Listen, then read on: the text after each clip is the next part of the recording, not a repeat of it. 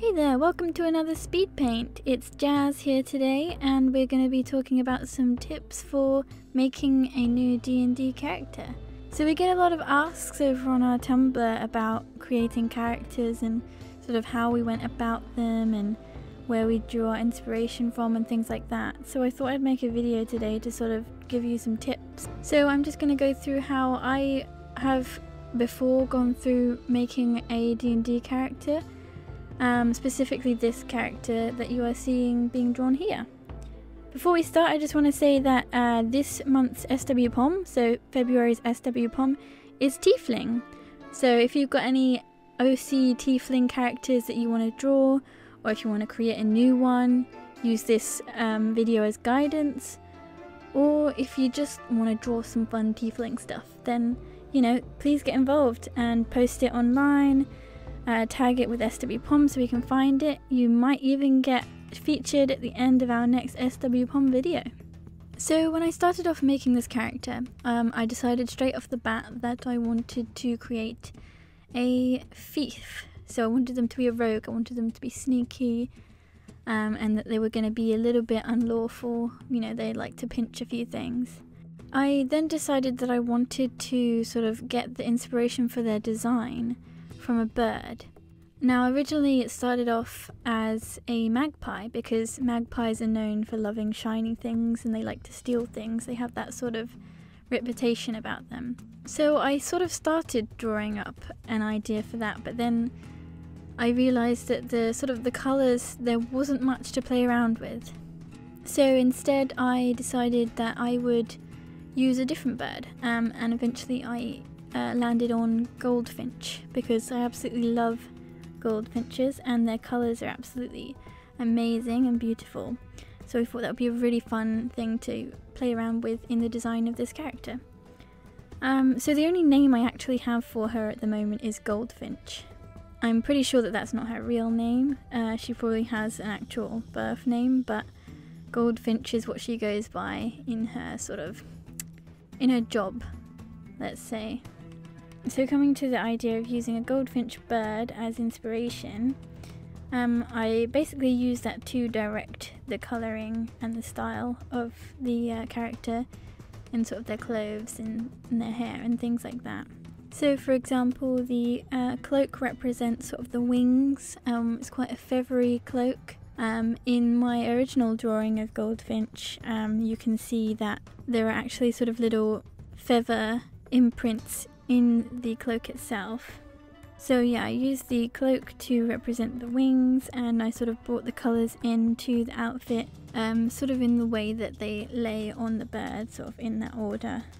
I decided that she was going to be a red tiefling, partly because there is already a little bit of red in a goldfinch's colour, but also because it felt right for the design. I wanted to make a red tiefling.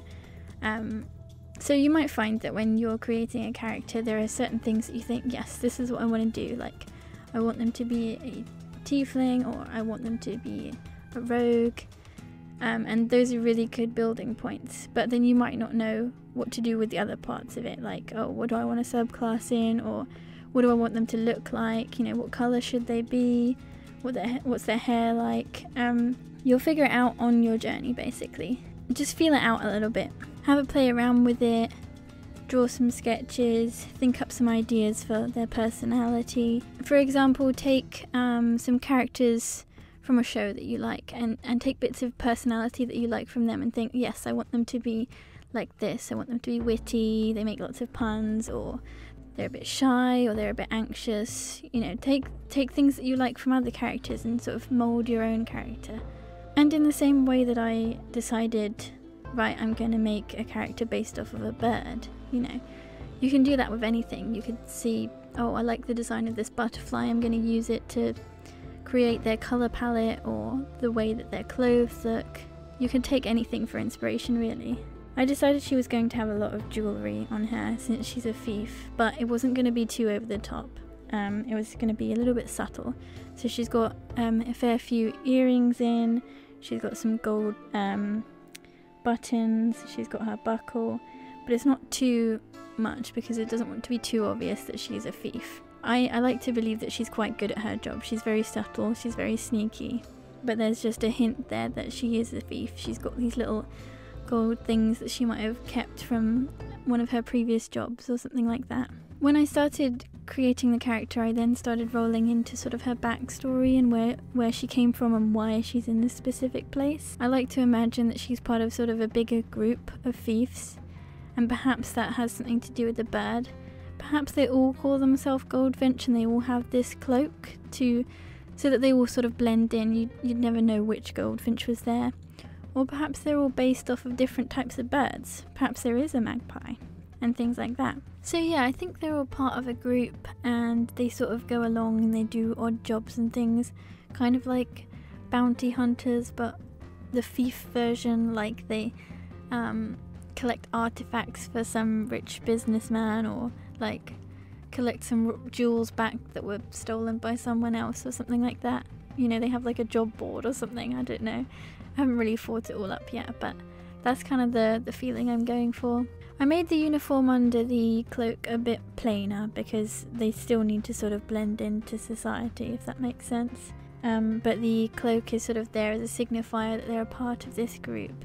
In her original design, she's also got some sort of money bags hanging off of her belts, which I think is kind of cool. I think she's always got like a lot of money or loot or something on her, gems maybe. I think it's a lot easier to sort of give tips for making a design for a character, because it's almost the same, well, it is very much the same as sort of, you know, drawing in general or digital art or anything. Is you have your steps and you sort of follow them when you're making a piece of art. You have things for inspiration, you've got sort of a colour palette and things like that. Creating a character, like creating a personality, that's the difficult bit. And in my personal experience, I would say that definitely the character comes out when you play them. Torlin, for example, I didn't really know what she was going to be like when I made her. I sort of just made this fun little dwarf, and then her personality just came out when I played. So you really do need to sort of play them to sort of experience it. You might also write down, create this personality, but then when you play, they turn into someone different. Sometimes that is a good thing. Sometimes it's you find something that you didn't think of before, something fun. But like I said before, maybe coming up with sort of a first draft of a personality of the character you want them to be. You can look at characters that you watch on TV or on films or in stories and sort of take little bits of those personalities that you like, things that you feel fits in with that character you're designing, and then you might just come up with some really great idea of sort of a mishmash of that.